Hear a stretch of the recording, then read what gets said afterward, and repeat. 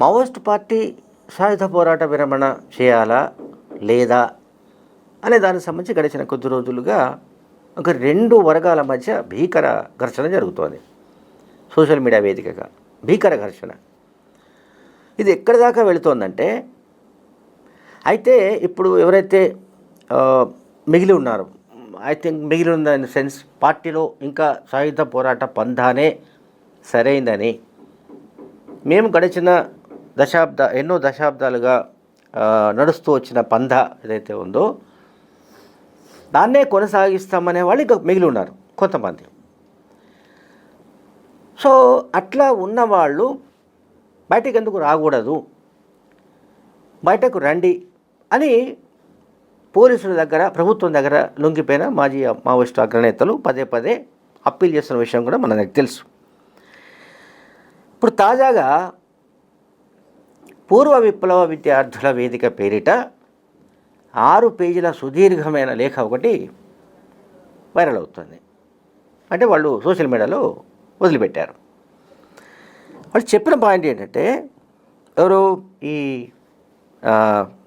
పూర్వ విప్లవ విద్యార్థుల వేదిక, ఇది డిసెంబర్ 27 అని రాసి ఉంది దాని మీద డేట్. అది 30న బాగా ప్రచారంలోకి వస్తుంది. వాళ్ళు ఏమంటారంటే, ఇప్పుడు విద్రోహం వల్ల విప్లవోద్యమ భవిష్యత్తు సంక్షోభంలో పడిపోయింది. మౌలిక పంథాకు కట్టుబడి మారుతున్న పరిస్థితులకు అనుగుణంగా విప్లవోద్యమం ఈ ఆటుపోట్ల మధ్యనే పురోగమించగలదనే చారిత్రక ఆశావాదం మాకు ఉంది. గత 50 ఏళ్లలో అనేక సంక్షోభాలకు ఆచరణాత్మకంగా సైద్ధాంతికంగా కూడా అధిగమించినట్లే ఇప్పుడు కూడా ఈ పరిస్థితుల్లోనూ ఈ సవాళ్లను అధిగమించగల అనుభవం విప్లవోద్యమానికి ఉంది. ఇది ప్రజల నిర్ణయాత్మక చైతన్యవంతమైన భాగస్వామ్యమే విప్లవ ఉద్యమ పురోగమనానికి దారి చూపుతుంది. దానికి దోహదపడే విధంగా తాను చేయగల పనులన్నిటినీ పూర్వ విప్లవ విద్యార్థుల వేదిక చేయడానికి సిద్ధంగా ఉంది. సో పూర్వ మావోయిస్టుల ఆరోపణలను, మా వినయపూర్వక ప్రతిస్పందనలను కలిసి చదువుకోండి. ఇట్లు పూర్వ విప్లవ విద్యార్థుల వేదిక అని వీళ్ళు చివర్లో ముగించారు. సరే, మిగతా 5 పేజీలు నాకు తెలిసి దాన్ని మళ్ళీ మనం చర్చించాల్సిన అవసరం లేదేమో అని అనిపిస్తోంది. అండ్ అంటే ఇక్కడ సమస్య ఏంటంటే, నేను చెప్పినట్టుగా ముందు ఒక రెండు లైన్స్, రెండు పంథాల మధ్య జరుగుతోంది. ఇప్పటి పరిస్థితులకు సాయుధ పోరాటం విఫలమైంది అండ్ సాయుధ పోరాటం కొనసాగించడం సరైనది కాదు. మరొక రూపంలో ఉద్యమాన్ని నిర్మించాల్సిన అవసరం ఉందన్నది లొంగిపోయిన వాళ్లలో మావోయిస్ట్ పార్టీ పొలిట్ బ్యూరో సభ్యుడు మలోజుల వేణుగోపాల్ అలియాస్ సోను, అట్లాగే తక్కలపల్లి వాసుదేవరావు అలియాస్ ఆశన్న వాదిస్తూ వస్తున్నారు. సో వాళ్ళ వాదనలకు కౌంటర్గా ఇప్పుడు పూర్వ విప్లవ విద్యార్థుల వేదిక పేరిట ఒక సంస్థ రంగంలోకి దిగింది. ఈ మధ్య ఇది ఒడిశాలో ఎన్కౌంటర్లో మరణించిన మావోయిస్ట్ పార్టీ కేంద్ర కమిటీ సభ్యుడు మూకే గణేష్, ఒరిజినల్ పేరు పాకా హనుమంతు, ఆయన అంత్యక్రియల సందర్భంగా కూడా గణేష్ ఉద్యమ సహచరులు పేరిట వచ్చిన లేఖ పైన కూడా ఈ వివాదం చెలరేగింది. అంటే గణేష్ మరణం అనేది అది అనివార్యమైనది కాదు, నివారించదగిందని కూడా వాళ్ళు అన్నారు. మనందరికీ తెలుసు, ఆపరేషన్ కగార్ అనే ఈ మావోయిస్టుల అణిచివేత కోసం గడిచిన 2 ఏళ్లుగా, ఇంచుమించు 7.5 కాలంగా జరుగుతున్న ఎన్కౌంటర్లు, లొంగుబాట్లు అండ్ పార్టీ పూర్తిగా బలహీనపడిపోయిన పరిస్థితులు, వీటన్నిటి నేపథ్యంలో ఇంకా మనం పోరాడడం సరైనది కాదేమో, ఇంకా ఎవరైనా ఈ సాయుధ పోరాటమే సరైందని అనుకొని ఉంటే వాళ్ళు చనిపోవడం మినహా మరొక ఆప్షన్ కనిపించడం లేదని కూడా ఈ పూర్వ మావోయిస్టులు అంటున్నారు. దానికి కౌంటర్గా ఇప్పుడు ఒక సెక్షన్ రంగంలోకి దిగింది. ఈ సెక్షన్ చేసే పని ఏంటంటే, అంటే ఈ వర్గం చేసే పని ఏంటంటే, హైదరాబాద్ కావచ్చు,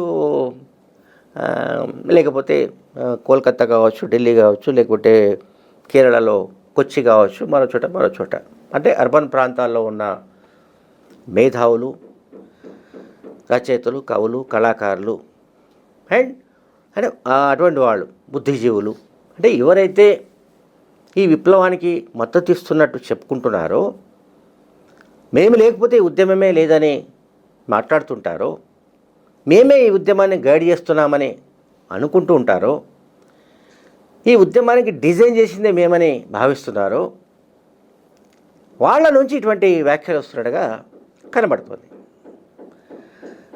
ఈ సాయుధ పోరాట పంథాను ఇప్పుడు ఎవరైతే దానికి భిన్నంగా మాట్లాడుతున్నారో, దాని పట్ల భిన్నాభిప్రాయాలు వ్యక్తం చేస్తున్నారో, వాళ్ళందరినీ ఒక ఘాటన కట్టి వాళ్ళైతే విప్లవ విద్రోహులు అని చెప్తున్నారు. అంటే లొంగిపోయిన వాళ్ళు విప్లవ విద్రోహులు, సాయుధ పోరాటాన్ని కొనసాగిస్తున్న వాళ్ళు మాత్రం విప్లవానికి దోహదపడుతున్నాడు, విప్లవోద్యమంలో ఉన్నవాళ్ళుగా భావించాలి. అంటే ప్రజెంట్ కండిషన్స్ ఏంటి? పోలీసు బలగాలు ఏ స్థాయిలో 7-8 లక్షల మందికి పైగా సాయుధ పోలీసు బలగాలు, పారామిలిటరీ కావచ్చు, ఇతర బలగాలు కావచ్చు, వీళ్ళందరూ ఈ బలగాలన్నీ కూడా చుట్టుముట్టి ఓవైపు మొత్తం కట్టడి అంటే రౌండప్ చేసి బస్తర్ లాంటి ప్రాంతం ఇవాళ ఒక కాన్సన్ట్రేషన్ క్యాంపు లాగా ఉంది. ఒక మనిషి ఇంకొక మనిషిని కలిసే పరిస్థితి లేదు. మనిషి అంటే ఆ పార్టీలో ఉన్నవాడు, సాయుధ గెరిల్లాలు. మరి ఆ పార్టీ ఇంకా మనకు స్వాతంత్రం వచ్చేసింది అనో, లేకపోతే మేము ఇంకా ఏమంటాం, ఇప్పటి ఈ ప్రభుత్వాలకు ప్రత్యామ్నాయమైన ప్రభుత్వాన్ని కూడా మేము ఏర్పాటు చేసుకోగలమనో, గతంలో చేసిన జనతా సర్కార్ వంటి ప్రయత్నాలు కావచ్చు, లేకపోతే ఇతరత్ర వ్యవహారాలు కావచ్చు, ఇవన్నీ ఇప్పుడు ఎక్కడికి పోయాయి ఎవరికి తెలియదు. బెటాలియన్లు, ప్లాటూన్స్, లేకపోతే కంపెనీలు, పీపుల్స్ లిబరేషన్ గెరిల్లా ఆర్మీ పేరిట ఇవన్నీ ఏర్పడ్డాయి. ఇవన్నీ కూడా తుడిచిపెట్టుకుపోయే దశలో ఉన్నాయి. ఇప్పుడు భారత సైనిక బలగాల ఏమంటాం, వాళ్ళకున్న అంటే శక్తి సామర్థ్యాలను మావోయిస్టులు అంచనా వేయడంలో ఎక్కడో తప్పు చేశారా, లేకుంటే మారిన పరిస్థితులకు అనుగుణంగా కాలానుగుణంగా ఉద్యమ కార్యాచరణను మార్చుకోలేకపోయారా అనేవి ఆ ప్రశ్నలు అట్లాగే ఉన్నాయి. ఇప్పుడు ఇక్కడ సమస్య ఏంటంటే, అసలు మావోయిస్టు పార్టీలో ఇప్పటికీ అజ్ఞాతవాసంలో ఉండి, అడవుల్లో ఉండి పనిచేస్తున్న వాళ్ళు ఎవరైనా కావచ్చు, గణపతి, దేవ్జీ, లేకపోతే మిసిన్ బిస్రా, లేకపోతే బడే చొక్కారావు అలియాస్ దామోదర్, ఇంకా ఇటువంటి వాళ్ళు ఎవరున్నా కూడా వాళ్ళు అయితే లొంగిపోవడం అంటే లేదా చనిపోవడం ఎన్కౌంటర్లలో, ఇంతకు మించి ఇంకా మధ్య మార్గం అంటూ లేదు ఇప్పుడున్న పరిస్థితిలో.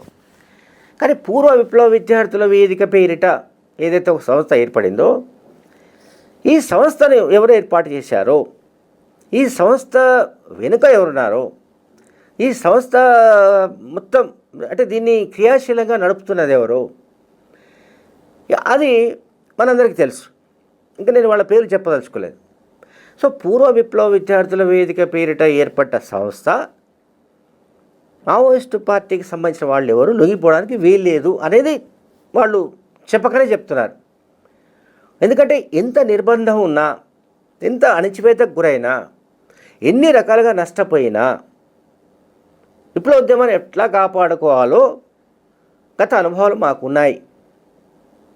సో విప్లవోద్యమం కొనసాగింపు కోసం అవసరమైతే తమ వంతు సహాయం కూడా తాము చేస్తామని కూడా డైరెక్ట్గానే వాళ్ళు అనౌన్స్ చేశారు. సో ఫైనల్గా నేనేమనుకుంటున్నానంటే ఇది ఇక్కడితో ఆగిపోయే పరిస్థితి లేదు. వీళ్ళ పూర్వ విప్లవ విద్యార్థుల వేదిక టార్గెట్ ఎవరు? మల్లెల వేణుగోపాల్ అండ్ తక్కెళ్ళపల్లి వాసుదేవరావు. ఎందుకంటే వాళ్ళే పదే పదే ఇంకా ఈ రకమైన బలిదానాలు వద్దు, ఈ రకంగా ఎన్కౌంటర్లో చనిపోవడం సరైనది కాదేమో, రండి మీరు ప్రభుత్వం దగ్గర లొంగిపోయి జనజీవన స్రవంతిలోకి రండి, రాజ్యాంగ పరిధిలో పనిచేద్దామని ఏదైతే ప్రకటనలు చేస్తున్నారో ఆ ప్రకటనలను ఖండిస్తూ, లేదు ఎట్టి పరిస్థితుల్లో తుపాకీ గొట్టం ద్వారానే రాజ్యాధికారం వస్తుంది అనే ఒక కాన్సెప్ట్ను బలంగా క్యాంపెయిన్ చేయడానికి ఈ పూర్వ విప్లవ విద్యార్థుల వేదిక పనిచేస్తున్నట్టుగా నాకైతే అర్థమవుతోంది. Thank you very much.